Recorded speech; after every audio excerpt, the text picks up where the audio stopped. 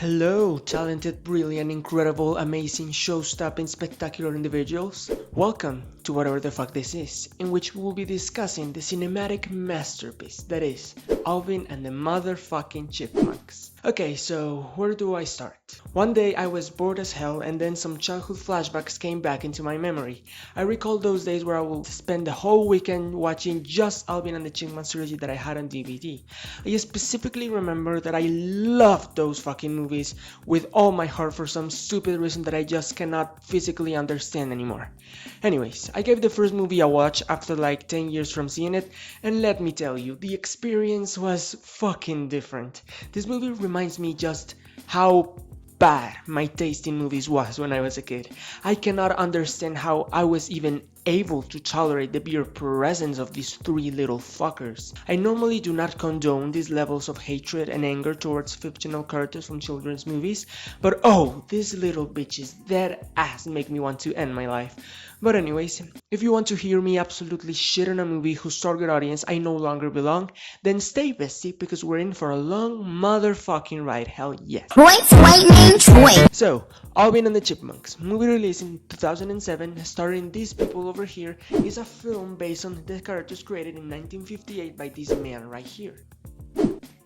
Back when this movie came out, it garnered such a ridiculous amount of success, enough to produce a TV show and 2 more sequels. So the movie introduces us to these despicable rats committing absolute manslaughter of a particularly enjoyable song, which is one of the things that I absolutely despise about this movie, is that it absolutely butchers every fucking song that covers. Every fucking one. It reminds me of the Riverdale musicals. No matter how much they try it, they just can't make it work out, because the moment those soul-sucking horseshit voices start singing, it's just a lost cause. There is no fucking way of redeeming that. I'm sorry, just no, it's no. Anyways, after that traumatizing homicide of that song, the rats find their home victim to the logging of trees. And like, I absolutely do not defend that, but in this case, yeah, hell yeah.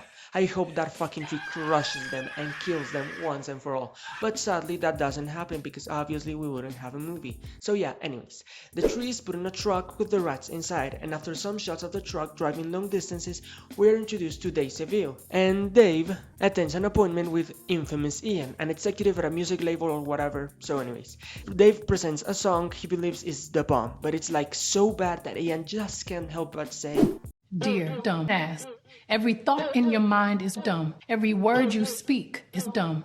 I pray that the world is against you. You may start to notice people spending a lot of energy trying to tear you down. Take it personally. You are not brilliant. You are not strong. You are alone." Okay, he doesn't exactly say that, but it's like same energy though. So after that humiliating rejection, Jabe steals some muffin basket for some reason, I don't know. I guess he just felt like it, whatever. And hey, guess what? The tree that was felled in the beginning is being used as a Christmas decoration at the music label. And obviously the rats are still there. And guess what happens? Of course, they hop on Dave's basket, which leads them to his house, where he immediately throws the basket to the trash. Like, why did David grab those stupid muffins if he was going to throw them away anyway? The writers really just couldn't think of a better way to get them together than this. Anyways, after this, Dave has a rage attack and starts throwing away all of his instruments because we love people with anger issues who can't take rejection as a chance to improve themselves. Anyways, after that little man tantrum, Dave falls asleep and the rats empty the trash and do their name justice by poking around Dave's foot like the parasitic rodents they are. And Dave makes a whole fucking mess trying to catch them. Like, look at all that wasted food, just why? Anyways, Dave finds them and kicks them out in horror after finding out they can speak, which is like, I don't blame him at all. So outside, the rats start singing a couple songs, which like, they are rats that have been living in a tree their entire lives. How do they even know the lyrics and the rhythm of all of those songs? How do they know what Christmas is? How do they have so much knowledge of pop culture? I just have absolutely zero idea, but hey, maybe I shouldn't overthink a jukebox movie starring some rats, so whatever. After hearing the rats sing, Dave sees an opportunity to rebuild his reputation, so he gets the rats inside and picks up the instruments he threw away during his tantrum and pulls a one-nighter, composing a whole new song and crafting a mini set for the rats to perform in front of Ian. So whatever, morning arrives and Dave notices Simon is a blind bitch, which he never showed signs of having a bad vision before. He did things just fine, and how is he even blind? Can chipmunks be blind? And another question, how is it that some mangy plastic Santa Claus glasses that probably haven't been touched in years can cure his vision? Shouldn't he go to the doctor and do that air balloon test to get some lenses prescribed? Are they doctors out there who cure rats' visions? I can definitely imagine that in this universe there are doctors who cure rats' visions. But anyways, after that Dave makes the rats rehearse the song he made overnight, and they just start singing it. David hasn't even told them the lyrics or showed them the beat. They just know. But hey, who knows, maybe the rats are just some highly clever beings who are superior than humans and who secretly plan to wipe us out in exchange for some miraculous nuts delivered to them by the tremendously powerful aliens that come from a black hole that leads to a galaxy full of horror and bone-chilling frightening figures. But hey, maybe I'm just excessively overthinking a movie about talking chipmunks who dress and sing pop songs, so whatever. After the rehearsal, Dave takes the rats to Ian on the mini set he built last night. So his plan was basically have the rats perform that song and impress Ian. But when the moment comes, they get stage fright for some reason. Oh my god, literally imagine a grown-ass man going to a reception claiming he has talking rats who can sing, and then they just don't.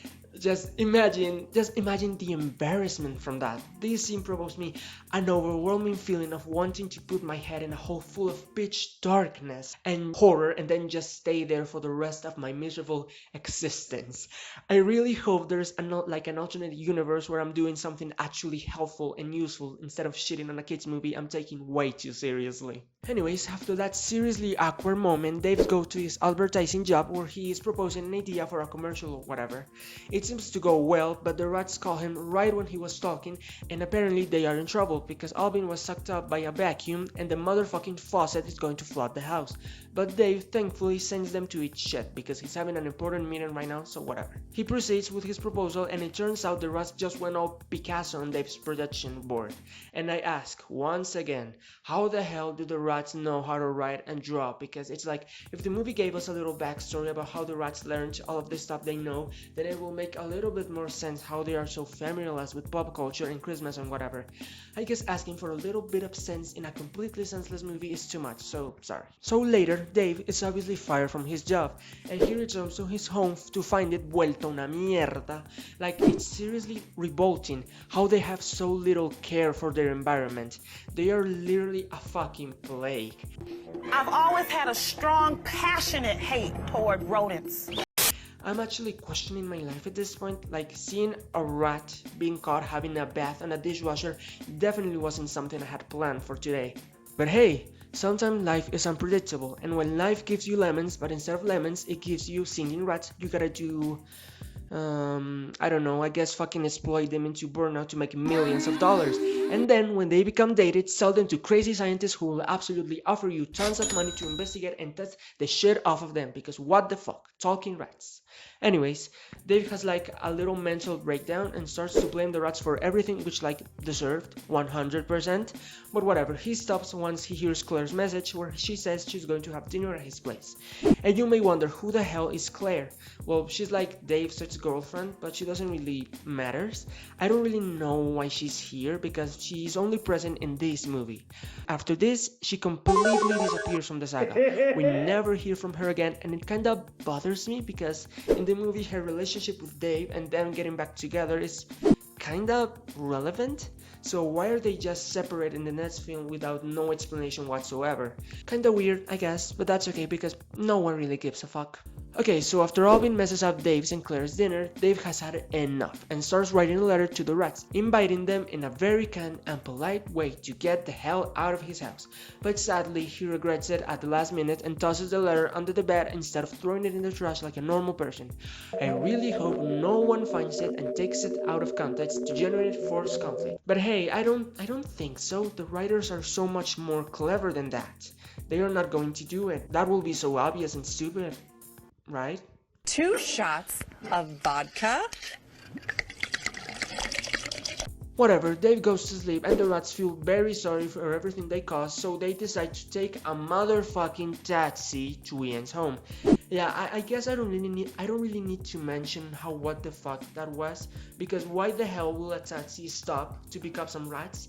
How did the taxi driver even saw them? They're like 5 inches long. Pero bueno, ¿qué importa? The rats get to Ian's home and start performing in front of him, and he immediately hires them because obviously, what the fuck, talking rats. And the very next day, Dave takes the rats to a grocery store and he hears on the speakers the song the rats performed to Ian last night. And like, only a few hours pass. Like, I am not an expert in music or anything, but I'm pretty sure it takes more than a night to produce a whole ass song. I mean, you could write the lyrics in that period of time if you're inspired enough, but like the composing, the audio editing, mixing, whatever, is just not such a quick process, and I'm sure there were no Ian's workers up that late to help him make it. And also, the song has the exact same tune that Dave composed, but like he never gave Ian a copy of it, so how the fuck is it the exact same tune?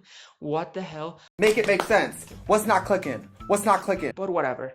Right after that, Ian calls Dave. He basically tells him that the rats are a sensation, blah blah blah, and we go through a very Christmas montage, and then boom, the rats are fake. After the montage ends, they celebrate Christmas and the rats give Dave some gifts. Simon gives him a perfectly functional compass, Alvin gives him his wallet, and Theodore takes the prize for the most cute gift, giving Dave such a sweet letter with a horribly drawn portrait of all of them. But it's okay, the intention is what it counts.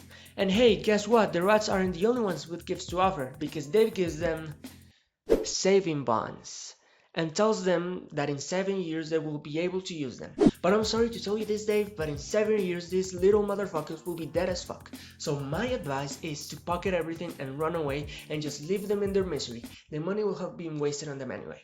Whatever, Ian shows up and from the get-go, he starts with the psychological manipulation, getting the rats some gifts that obviously give him like points, which are obviously convenient to him because at this point the rats are like worldwide famous, performing at big ass theaters, and obviously Ian wants to take advantage of that and exploit the shit out of the rats. But thankfully Dave here is not an absolute piece of human garbage, and he doesn't want to do that because at the end of the day, the rats are kids and they shouldn't be exposed to that amount of work and stress. Like, we stand Dave. I wish all the guardians or representatives of child stars were like him. It will definitely make a difference. But anyway, Ian starts his Machiavellian plan to turn the Chipmunks against Dave. He tells them that Dave secretly calls them dirty as rats behind their backs, and like, you piece of shit, that is not true. You know it's not true, the entire public knows it's not true, and you're not only lying, you're also giving the very impressionable rats a bad influence, telling them they should stay up late and stuff like, honey, it's getting disrespectful. This is Ian hate club only. Like, how fucking dare you to do that? Where do men get the audacity to be like this? Excuse you. If you're a little shit, I don't want you to have any fucking rights because I hate you. Whatever, some time passes and obviously the fucking rats have followed the shitty influence that Ian gave them. They are playing games and highly appealing devices, and they even hired a fucking housekeeper to clean their shit. Anyways, Dave gets into a huge fight with the rats, and when Theodore goes to his room to try and talk to him, guess what? Plot twist. He finds that fucking letter Dave wrote about how he wants them to live. I guess it's still there after like 3 months, and Dave is a disgusting pig who never cleans his house. Whatever, the rats take the letter completely out of context, and then they just fucking leave, instead of having a 30-second conversation that could solve this whole mess. But I guess we need forced conflict or else we can function. So, whatever. The rats are now living with Ian, where they are doing whatever they want without any knowledge of boundaries whatsoever. They are going on these massive tours not knowing how much of a toll it's going to take on their health until it's too late. Ian's Gas keep gate boss girl like has totally taken over, destroying Dave's relationship with the Chipmunks, spreading lies and bullshit like what is wrong with you? Can you please stop? ooh, this motherfucker playing with me. But obviously he's not going to stop because money, so who cares? If the rats are exhausted and their vocal cords are like shit, he's getting his bills no matter what. So he tells them to do playback on their next show, but not so quick, bitch, because here comes Dave to the rescue. After hearing the rats' conditions on TV, he accesses their Kickstarter show with a little help from Claire. We love her finally being relevant to something, so whatever. Eventually the security notices that Dave is there, so they try to kick him out, but he screams at the top of his lungs and somehow Alvin hears him, despite Dave not even being close and despite them being in a motherfucking concert. But who cares? So after Alvin hears him, he and the rats sabotage the show as a message to Ian, telling him to go fuck himself, you little worthless fuck. How dare you exploit us? Like, iconic, I'll give them that. So whatever, after doing that, the rats prepare to get to Dave, but Ian closes the motherfucking curtain and the rats very epically avoid all of his security guards in an Oscar-winning sequence. Whatever, Ian puts an end to the sequence and steps on the rats' tails and puts them in a fucking cage. Like, I know I've been making fun of the Chipmunks this whole video, wishing them death and discomfort, calling them rats, parasites, and other kinds of undesirable things, but like what Ian is doing is actually unacceptable. Ian is an awesome representation of Cure's representative of child stars, someone who has no care for the person they should be looking out for, and overall a motherfucker. Like Ian, that's not very slay from you, I'm sorry. Whatever. So like I said, Ian puts the Chipmunks in a cage and proceeds to leave to the airport for the next concert in Paris. And when we think we're going to witness some Oscar-winning car chase sequence, the Chipmunks just escape and they got into Dave's car just like that. I mean, to be honest, slay, but like that was the least anticlimactic ending I ever seen in my whole fucking life. The least this movie could have done is give us a cliche sequence of the Chipmunks escaping from Ian and jumping into Dave's car like with the Fast and Furious or whatever. But they didn't do that because I guess they ran out of budget or whatever. I don't even know. Whatever, the Chipmunks return to Dave and he lets them drive his car because they are a family, you know, very cute, very adorable. And you may be wondering, how the hell did they escape without Ian finding out? Well, they basically exchanged themselves with some of their figures, and Ian never noticed because he's actually a fucking dumbass. Who would have thought? Oh my god. Let's just laugh at him now. Anyways, the rats are back home, happy ending, we love it. Before ending this video, I guess as much as I don't like this film, I will be lying to your faces if I said it wasn't a real sensation. Like, look at those fucking views on YouTube and that money grows at the box office. Jesus, and the original 3 movies were my fucking childhood. I remember I used to drag my mother to watch them with me on DVD because at that time I didn't like to watch movies by myself. I wanted to be accompanied by someone, and then like after rewatching these movies, I think my mother has to be like a descendant from like a Greek goddess or whatever, because there is no other logical explanation as to how she was able to stand 2 whole fucking years of watching the same 3 movies over and over and over again. Jesus fucking Christ. Whatever. I know I've been throwing a lot of shit to this film, but like I said, I watch them once or twice every weekend for 2 years of my life, and I guess I have to accept that deep in some twisted, isolated part of myself, I still hold some love and appreciation for them, and maybe that's the reason why I was able to watch them without dying in the attempt. So yeah, whatever, that's it. I'm not really good at goodbye, so Gaga bless you and good night.